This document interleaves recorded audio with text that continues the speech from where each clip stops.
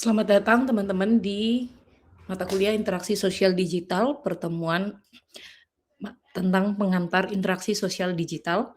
Hari ini saya akan menjelaskan secara sederhana dan singkat tentang interaksi sosial digital dan apa yang pada dasarnya akan kita pelajari selama 1 semester ke depan. Di mata kuliah interaksi sosial digital itu sebenarnya adalah penggabungan antara 3 kajian psikologi yang berbeda, yaitu psikologi massa, psikologi politik, dan psikologi ruang maya. Masing-masing ini di pertemuan ini akan saya bahas definisinya, contoh-contohnya, dan kemudian di akhir akan kita, bahas mengenai apa benang merah atau kaitan antara ketiga kajian ini dan bagaimana relevansinya sehingga dia bisa dibungkus menjadi satu mata kuliah, yaitu interaksi sosial digital. Nah, pertama kita akan bahas terlebih dahulu tentang psikologi massa. Ketika bicara tentang psikologi massa, kita bicara tentang bagaimana, individu, lebih dari 2 atau lebih dari 2 orang gitu ya, atau lebih berkumpul pada satu waktu dan satu tempat yang sama. Ketika bicara soal psikologi massa, sebenarnya 10 tahun, 15 tahun yang lalu, psikologi massa itu bicara tentang, bagaimana, manusia tuh berkumpul di satu tempat yang sama dan dalam konteks dunia nyata gitu ya. Tapi ketika kita sekarang bicara tentang psikologi massa, kita nggak hanya mencakup psikologi, kehidupan nyata, tapi juga kehidupan yang ada di dunia maya atau di ranah digital, gitu. Jadi contohnya adalah misalkan, yang sering digunakan sebagai contoh kalau di psikologi massa itu adalah demonstrasi, bagaimana orang-orang atau dinamika psikologisnya manusia ketika mereka berada di dalam, kelompok kerumunan demonstrasi tersebut. Atau kalau misalkan kita bawa ke ranah digital, contoh paling gampang ya kalau teman-teman baca kolom komentar atau bahkan ikut, menyuarakan komentar di dalam media sosial tersebut, sebenarnya teman-teman itu sudah menjadi bagian dari massa. Kenapa psikologi massa ini menjadi satu kajian yang menarik untuk dilihat? Sebenarnya salah satunya adalah dikarenakan perilaku dan proses mental manusia ketika ditarik di dalam, konteks kerumunan, mereka tuh bisa menunjukkan adanya perubahan perilaku dan cara berpikir dibandingkan ketika mereka sedang sendirian, gitu. Jadi ini menunjukkan bukan mereka punya kepribadian ganda gitu ya, yang mana tatarannya di dalam psikologi massa tuh bukan bicara soal kepribadian, tapi lebih kepada dinamika sosial yang di mana menunjukkan, kompleksnya gitu ya, cara manusia berpikir dan berperilaku.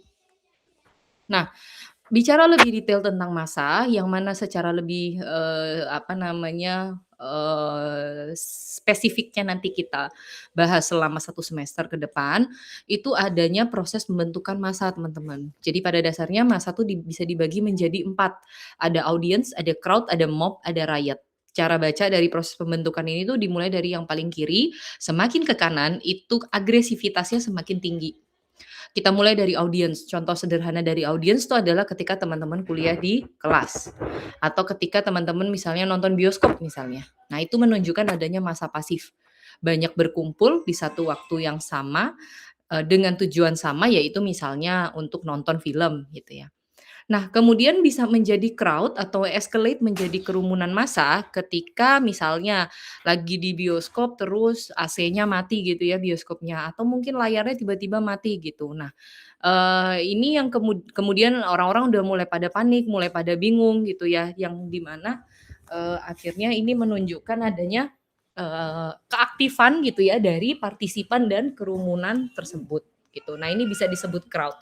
Namun secara agresivitas ya, apa namanya, masih belum terlalu tidak terlalu agresif. Kemudian, contoh lain dari crowd itu juga konser, kayak teman-teman nonton konser.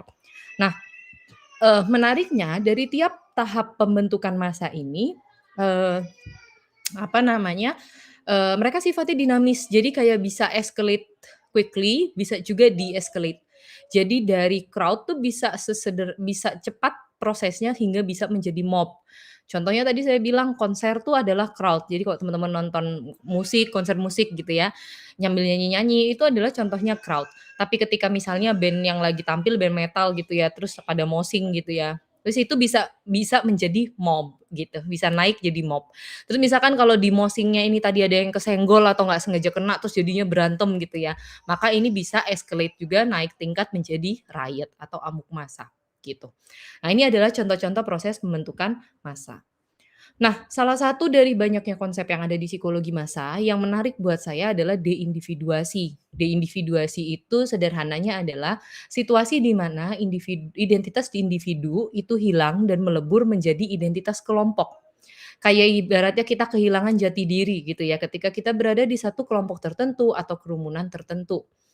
Nah, ini mungkin menjadi salah satu, apa namanya, contoh kalau teman-teman misalkan pernah merasakan atau bahkan mungkin pernah melihat, kenapa kok individu ada yang ketika dia di circle A, dia tuh berperilaku A, tapi ketika dia di circle B, dia berperilaku B gitu ya, yang beda-beda. Lagi-lagi kadang kala kita jumping to conclusion gitu ya, kita melihat bahwa jangan-jangan nih punya kepribadian ganda ya. Enggak ya, lagi-lagi bukan masalah kepribadian, bukan tentang kepribadian, tapi lebih kepada bahwa kita tuh sebagai makhluk sosial, kita tuh selalu mencari mekanisme untuk bisa beradaptasi dengan lingkungan. Nah, salah satunya ini adalah deindividuasi.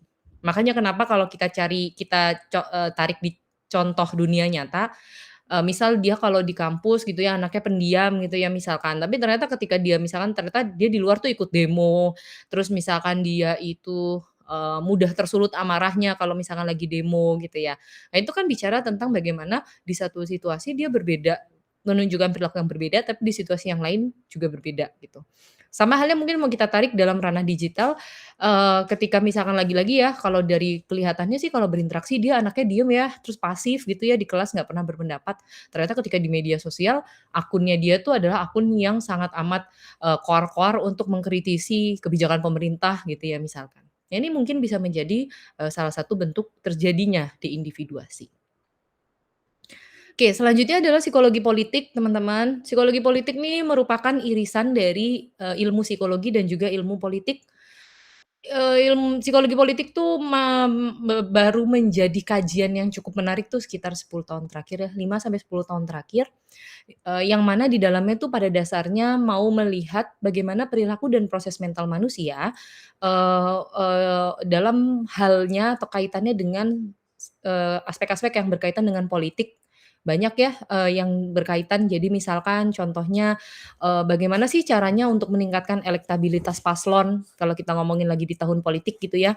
Gimana kita bisa menjaring banyak pemilih, berdasarkan pemilih yang aktif gitu ya, yang mana mungkin pendekatannya akan berbeda gitu, untuk mendekati pemilih Gen Z dengan mendekati pemilih milenial, atau Gen X gitu ya, itu harus melakukan pendekatan yang berbeda.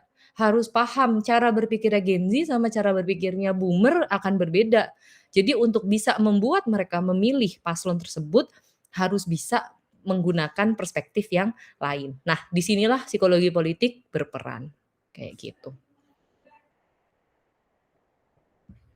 Oke, selanjutnya adalah psikologi ruang maya. Nah, di psikologi ruang maya ini pada dasarnya, kajian yang berfokus pada interaksi manusia, yang berkaitan dengan penggunaannya di ranah teknologi atau digital teknologi.